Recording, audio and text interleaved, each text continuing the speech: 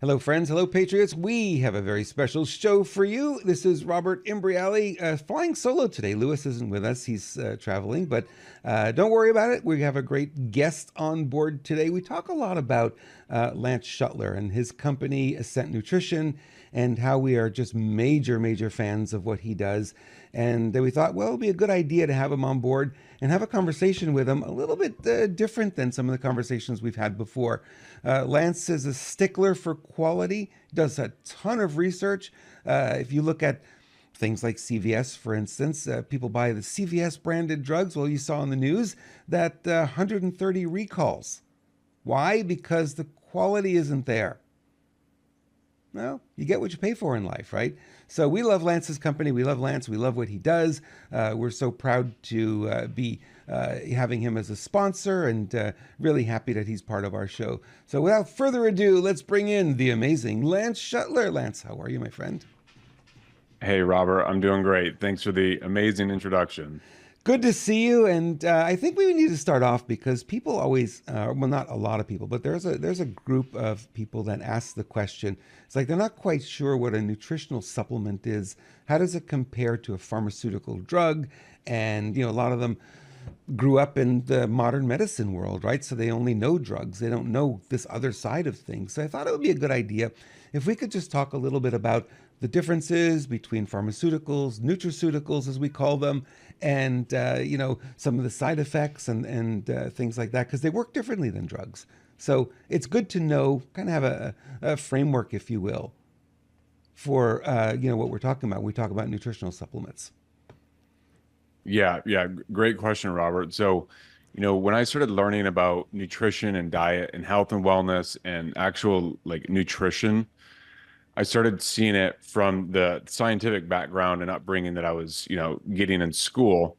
But really, in the first few years, it didn't make a lot of sense to me because I was still indoctrinated into, the commercials with the pharmaceuticals, and I didn't really know what was what, so I didn't really know a whole lot about supplements. But then as I started kind of waking up to what's going on in healthcare, I started seeing that, okay, they've got immense control on this in a lot of different ways. But to go to the heart of it, what is a pharmaceutical as compared to nutraceutical? So, we humans, we're organic beings, I mean, there's carbon in us, and we need things that also have life. And things like vitamins, minerals, amino acids found in foods, roots, herbs, barks, things like that.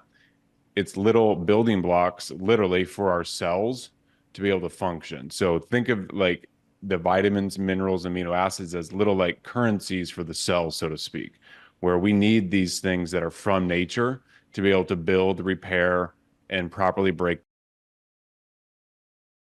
And so life is based on nutrition. And when we look at nutraceuticals, they're impacting our physiology. If we're eating food, why are we doing that ultimately? Ultimately, so we can keep living. But a few steps before that, it's so that our body can actually take the nutrients in so those cells can live and so that we can live. These are very simple things, but when you really break it down, it makes a lot of sense.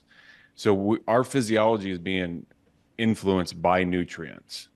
And if we look at pharmaceuticals, our physiology is also going to be influenced. But what happens is these nutrient or these compounds are often synthetic. So they'll take what the nutrient is in nature, they'll slightly modify the structure of it or the way that it functions a little bit, and then they can patent that and make, untold amounts of money on it and dominate the market, create the problem, offer the solution in terms of their pharmaceutical drug that you often have to stay on indefinitely. And we both know, and everyone listening knows, is not really treating the underlying issue long term. So true. And again, you see, when they talk about side effects, I hear this term and it just makes me cringe when you see in a pharmaceutical. It's a side effect. No, it's not. It's a direct effect. If you didn't take the drug, you wouldn't have the effect, right? They call it a side effect. Well, we really wanted to do this. And I look, Lance, at pharmaceuticals, I look at them more like a sledgehammer, taking a sledgehammer to a problem, and also oftentimes just masking the issue, like painkillers and such. It's like the signal for pain is your body saying something's wrong. And you go and mask it. You go to a doctor and say, "Oh, I got this pain, doc. I don't know what it is." He gives you something to nullify the pain. Doesn't solve the problem. What happens over time is that continues, that disease process continues and gets worse and worse, but you're unaware of it. It happens, without your awareness. And I think there's a lot of things here that could be unpacked about that. It's like, we got to look at the cause. If you look at the root cause of things, it's easier to solve it than to try and bury it. What do you think? Exactly. Yes, exactly. And if like one example is aspirin and white willow. So, people often talk about, okay, well, do nutraceuticals actually work? And how do we actually identify if something's going to help us? Well, again, these are nutrients that the body's going to recognize. And so that's part of why it does work. Physiologically, the body's going to recognize these and make these, impactful changes. White willow bark is what aspirin is in nature. It's a painkiller in beneficial ways. Mm-hmm. But again, we can just go to nature to actually find what the source of that stuff is. They don't want you doing that though, because I mean that's like you said, they go in nature and they find these compounds and then they recreate them in the lab for the reason they can patent them and they can protect them. This is the reason stevia is not more used is because it can't be patented, right? And they come up with all these artificial sweeteners because they can get a patent on them. Yep, it's insanity at its highest form, especially when you're manipulating people's bodies and minds Yeah. with intention. Mm-hmm. And not solving the problem. I think that's the bigger piece for me is like, well, you have these people who are sick and you quote unquote offer them health care, but you're really not. You're not doing anything. There's no interest in curing because curing is not profitable. Right? And it's like, how do you go through life with that kind of morality, that kind of thinking is just beyond me. So I love what you're doing. I love that you come at this from the right perspective and you say, hey, we're going to go out and find the natural, supplements, the herbs, the minerals and the vitamins or whatever that is needed to help your body do what it knows how to do. The body knows how to heal. I know the FDA doesn't believe that, but it's the truth. Your body knows how to heal if you give it the right support, correct? Yes, exactly. And just one common thing to look at is people who, and I even experienced this myself a little bit, is if you're under immense stress and you're not eating well, Mm-hmm. your body will start to give signs that you're not getting right nutrition. And some of the first places that begins is hair, skin, and nails, because typically the nutrients the body is going to preserve for the internal organs and things that are more life preserving. And so the hair can start to be impacted. So you can notice these things that if you aren't actually giving yourself the proper nutrition, it'll be impacted. And I can tell you truthfully, Robert, over the past few years, I was impacted because I've been, very dialed in with this and other things that I'm doing, and it took its toll. But continued with my products and then continued to implement a better diet with food. I've noticed impacts myself of me returning back to states that I was prior to, these super stressful states and not optimizing what I am actually eating. That's the cool thing about this too. It's like you can heal from a lot of things and your body can go back to the way it was prior to whatever, imbalance, because I call it imbalance rather than a disease, because a lot of these things just are imbalances and you get your body back in balance and all of a sudden the health returns. And it's like, people are like, it's a miracle. It's a miracle. Well, that's kind of the way it was designed, right? It was set up that way. And it's like, you can't go at it and throw, oh, let's throw some drugs at it. Let's mask the problem so you don't know. No. Let's ask what's causing the problem, where the imbalance is, get you back in balance. The body knows how to heal itself. It knows how to get back in balance. You just got to give it the correct support. Good water, good sleep, good nutrition. It's not hard, right? A little bit of exercise in there. I don't know. Doesn't seem like it's very difficult. Yeah, You know? exactly, Robert. Yeah. Often easier said than done, as we know, but in general, it is not. But it comes down to intention and taking action. Mm-hmm. And again, that's easier said than done. But it's true. That's with anything in life, you know. We can think about things all we want. We can plan and prepare, but also we have to take action. Right. Right. We've got to do something that is going to be beneficial for us. And one of the supplements I really wanted to talk about today that I know you've got, how many do you have in your company now? You have quite a few. I thought it was 40, but Lewis told me it's actually more than that. Do you know the number? No, no, 18. 18. Okay. Yeah. So you do 18 products, but you have other companies I think you sell for, right? Or am I mistaken in that? No, no, just ours. Just yours. Okay. So Yeah. 18 products. And when you decide, hey, we're going to look at a product, how long does it take you to do the research to figure out what you want to do, number one? And number two, finding the source that is as clean as possible? Because I know that's real important to you. Really great question, Robert. So in general, I mean, it's always going to differentiate for sure, but in general, at least 3 to 6 months. Wow. It really just for the whole process and for the finished product to come, you know, it's going to be a year, sometimes a year and a half. Some things can be quicker. It just kind of depends where that source is and how easy it is to actually get it and make it where it's usable. Um, it just kind of depends, but 3 to 6 months in general. Wow. And I guess the sourcing is the hardest part because you have so many people out there that will sell their herbs and stuff and tell you they're organic, but they're not really organic. And going through that and making sure you're getting what you're being told. Because I mean, for someone might look at it, it's like a bundle of leaves or a bundle of twigs, and you might go, "Well, I don't know what this is. I don't know if it's organic or not." So trusting the source is real important, I would imagine.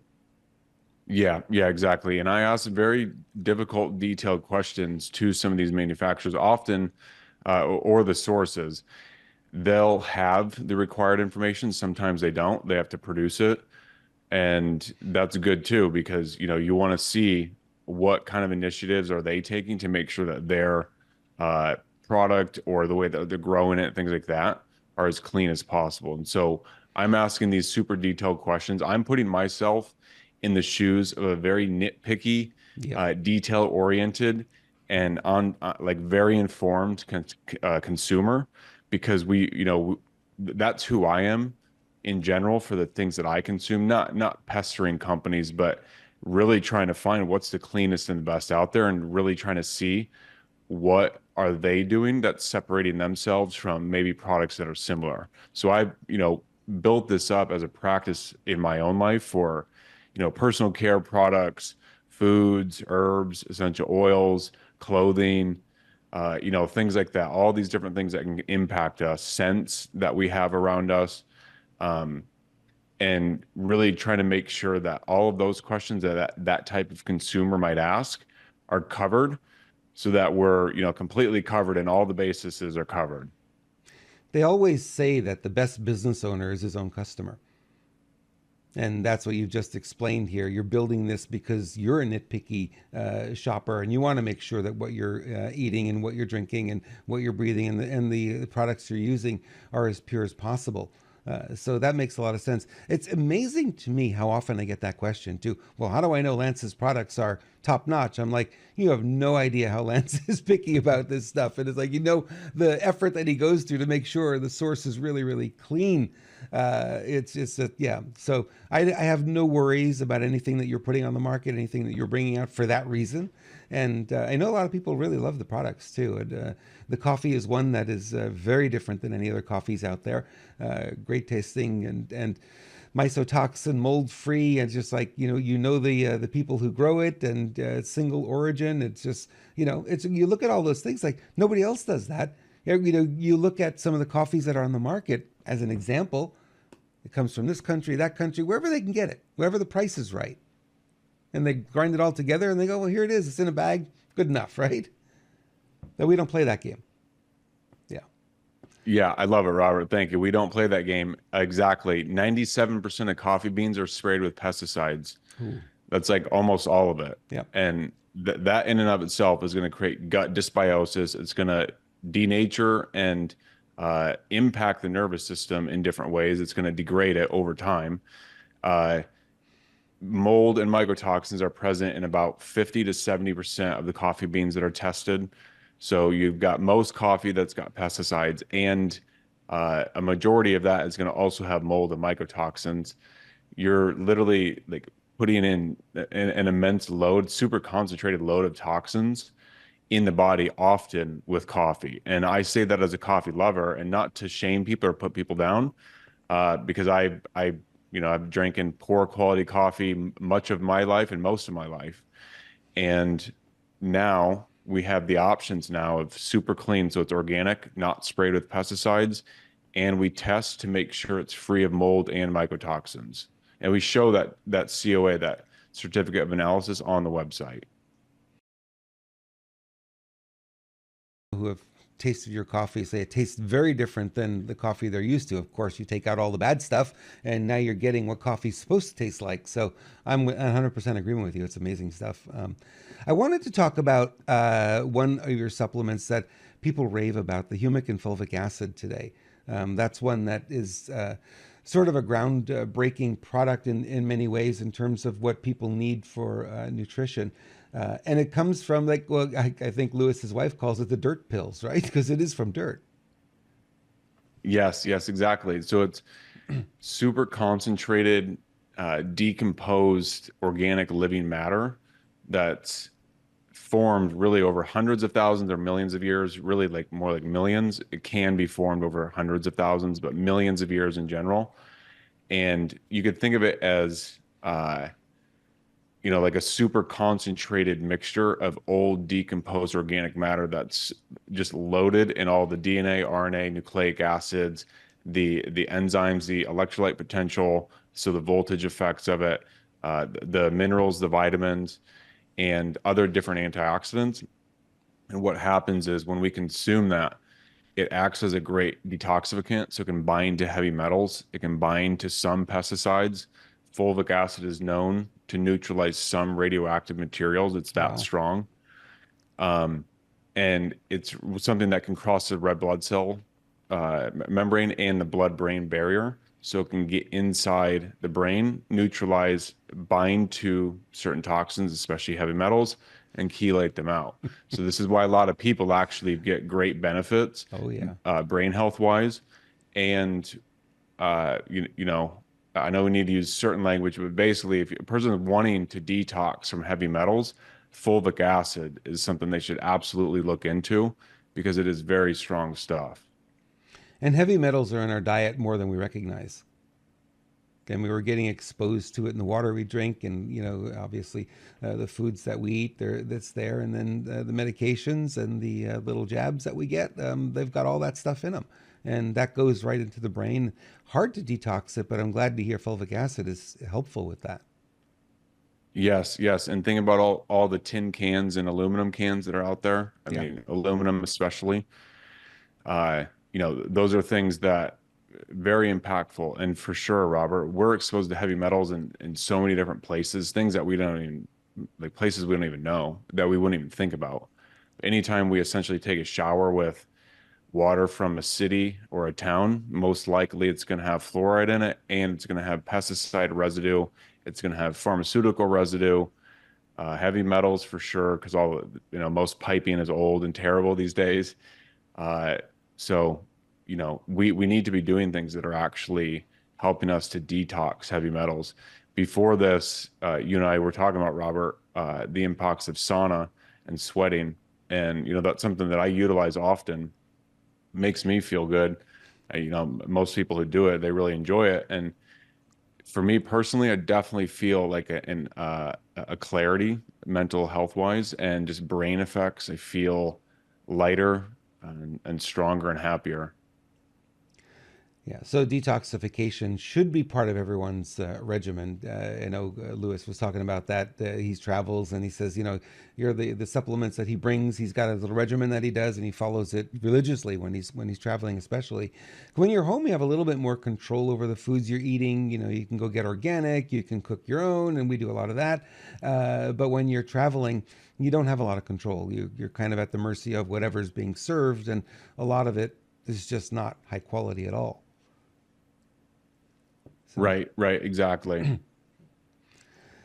So, talk about the fulvic and humic acid, that particular supplement, in terms of, is it something that is just for detoxification? Do you take it once? Do you take a bottle and drop it at that point, or is it something that would be better on a long term basis? What are your thoughts around that? Definitely cycling on and off with it is beneficial. And you could take, 3, 4 days on, couple days off, or you could take a bottle, 1 or 2 servings a day straight for a month, take a little time off.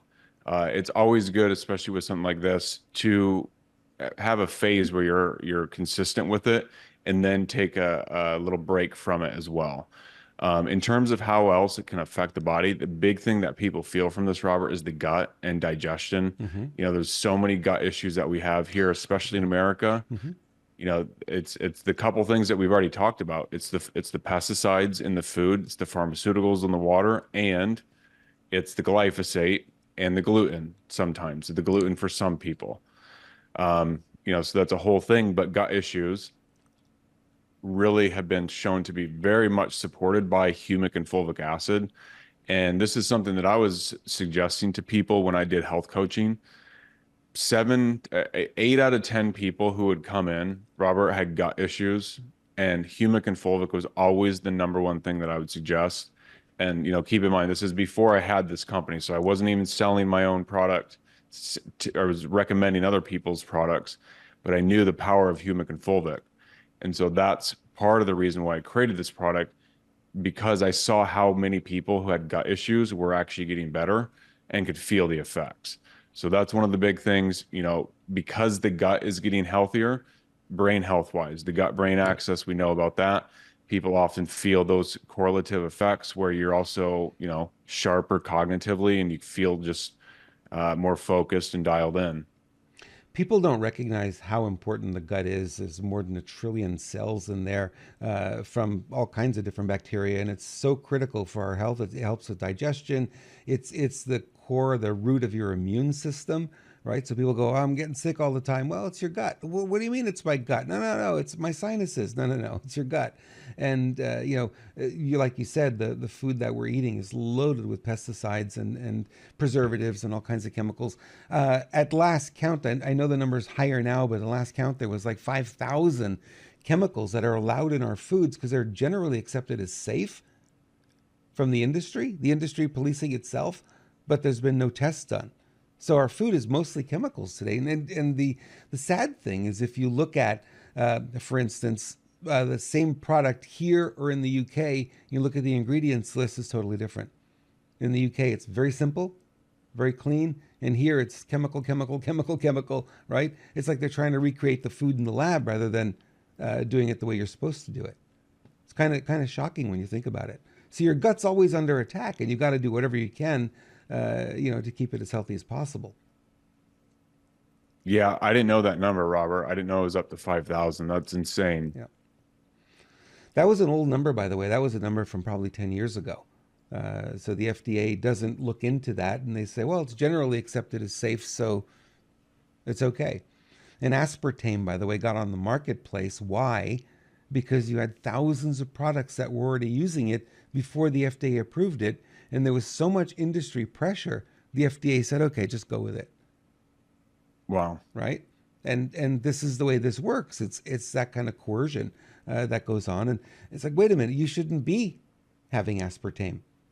Aspartame breaks down. I think it's wood alcohol, and it crosses the blood-brain barrier. And if you look at when aspartame came on the market, as an example, before, well, where's it coming from? Well, it's coming from these things, and I'm really happy to hear that humic and fulvic acid helps detoxify you, detoxify the brain for some of this stuff.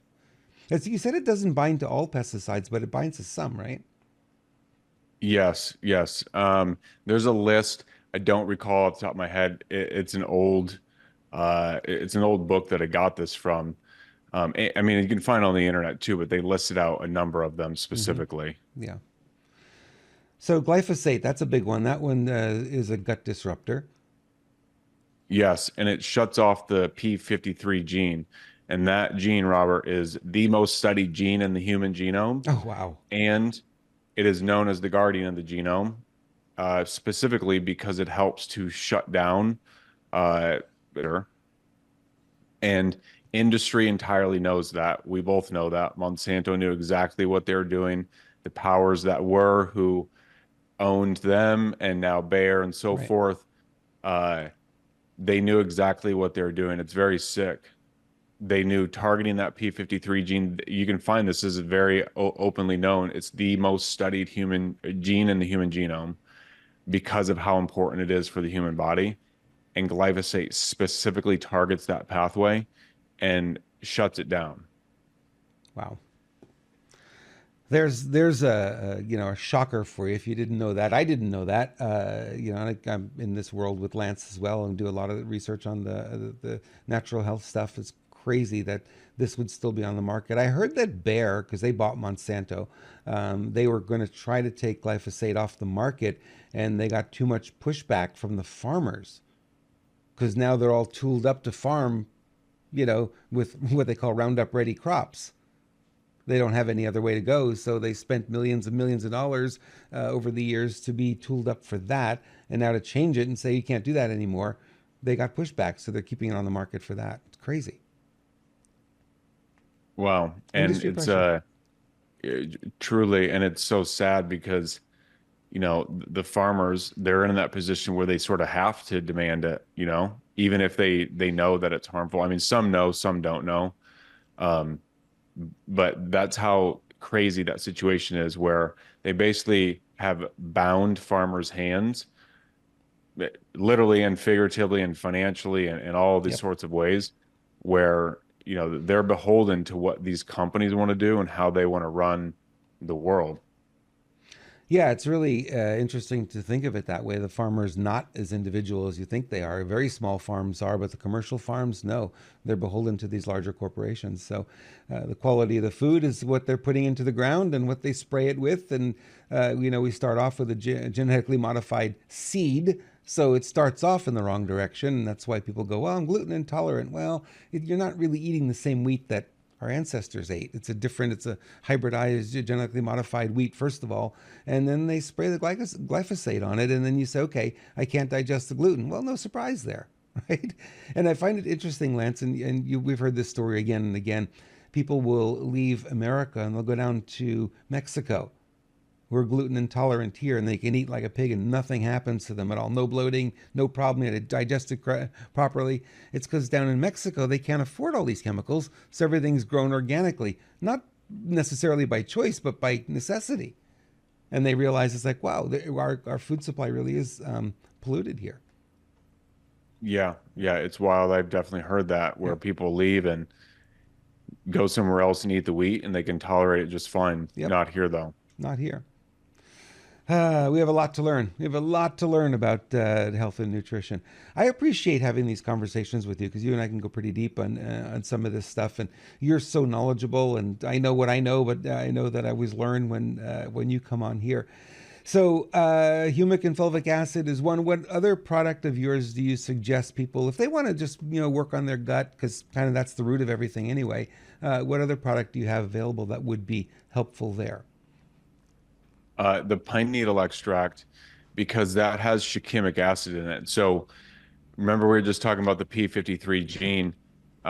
What that does too, okay, so glyphosate rather, it suppresses the P53 gene, Yeah. but then it also turns off and suppresses the seven-step pathway known as the shikimate pathway or shikimic acid pathway.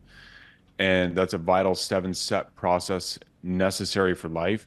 So pine needles has got that shikimic acid in it, and so when we take that in, it can actually be beneficial for the gut and specifically beneficial for the microbes in the gut that kind of help our gut. So um, Tamiflu is shikimic acid, and there's a lot of talk about Tamiflu right now and Tamiflu resistance. So, the whole bird flu Yeah. situation, there's people talking about using Tamiflu, but a lot of people are resistant to it because it's been overused and abused essentially. Not surprising, that's what happens with pharmaceuticals. Like you can get the resistance to it with some of those antivirals. The shikimic acid from the pine needle, because it's natural, you're getting a natural source of it and not a synthetically created alternate similar analog version of it. And you source those pine needles somewhere, it's a clean source. It's not, there's no chemicals and pesticides and all the rest of that. Yes, 100% wild harvested in the Canadian forest, remote, untouched. Yeah, we're 100% sure there's no pesticides being sprayed there or anywhere around there. Oh, fantastic. So Yeah. humic and fulvic acid, I think we have a slide here so people can see what it looks like. And that's what you want to go and sbgascent.com, sbgascent.com will take you right there, and you can find out more about humic and fulvic acid. I suggest getting the bottle and giving it a try, because you will notice a difference, and also get the pine needle extract there. While you're at it, why not get both? And then I would suggest, if you're a coffee drinker, throw a bag of coffee into your cart. Why not? You got to try this. It's so different than what you've experienced before, and it's really, really good. The taste is so smooth and amazing. And they have both a medium roast and a dark roast, and you can get it either ground or whole bean, depending on what you like. I like to grind mine by hand in the morning. I don't know why. I just like the hand grinder. Yes, it's a meditative process. It really it's is. good. It's a little loud. I wish it was a little bit less loud, but it's okay. Lance, this was great. Thank you so much for sharing. Thank you so much for being here. We're going to bring you back again because you have so much to bring, and we'll talk about some of the other products and some of the other things that we can do. Our health is so important, and especially, in the chaos that we're living right now, a lot of people are feeling the stress of it, and the stress goes right to your digestion. So we can keep your digestive tract as healthy as possible, keep that gut in good shape. You'll do better dealing with the stress, and we'll get through this, guys. A little bit of patience. We've got some bumpiness to go through still, but I think we're going to get through it. What do you think, Lance? Yeah, definitely agree, Robert. Brighter days are just ahead. We got to just keep plugging forward every day. We know that, I personally believe there's gold at the end of this rainbow, literally and metaphorically. And we just got to keep going. And we're winning. We can see it. If you look for it, you will find the signs. We are winning, absolutely. See, another great thing about Lance, he's a patriot. He's just like us. He believes in what we believe in. He's on our side of the game, which is important. We don't want to deal with people who, don't necessarily uphold our belief system. So now you know why we love you, Lance. 100%. Now you know why you're such a big fan, fan favorite around here. Thank you, Robert. Love you guys too. Really appreciate you having me on. Truly. We appreciate you. We love you too, Lance. Thanks so much. And thank you guys for watching, and we'll see you on our next show.